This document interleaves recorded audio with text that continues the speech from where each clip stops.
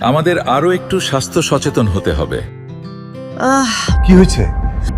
প্রচণ্ড হাঁটুতে ব্যথা। এখনই চলো কোনো অভিজ্ঞ ডাক্তারের কাছে যাই। হাঁটুতে প্রচণ্ড ব্যথা, প্রায় সময় এভাবে তীব্র ব্যথা শুরু হয়। আপনি চিন্তা করবেন না, আমরা দেখছি। দেখে মনে হচ্ছে হাঁটুর জয়েন্টে সমস্যা আছে।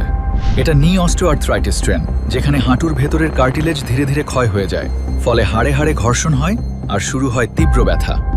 কি করে বুঝবো আমার নি অস্টিওআর্থ্রাইটিস হয়েছে?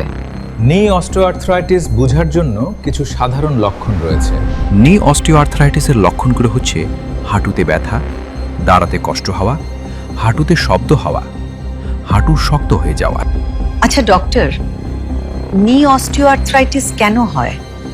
আমি ব্যাখ্যা করছি। নি অস্টিওআর্থ্রাইটিস কেন হয়?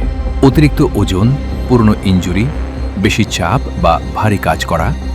সবচেয়ে বড় কারণ বয়স বাড়া, পারিবারিক ইতিহাস বা জেনেটিক কারণে। আধুনিক রিজেনারেটিভ চিকিৎসায় কোনো প্রকার অপারেশন বা কাটাছেঁড়া ছাড়াই পিআরপি বা স্টেম সেলের মাধ্যমে হাঁটু ব্যথা, কোমর ব্যথা, অস্টিও আর্থ্রাইটিস সহ বিশ্বমানের চিকিৎসা এখন বাংলাদেশে সম্ভব। চিকিৎসা শেষ মানেই সমস্যা শেষ না। আপনার সচেতনতাই রোগ থেকে আপনাকে মুক্ত রাখবে।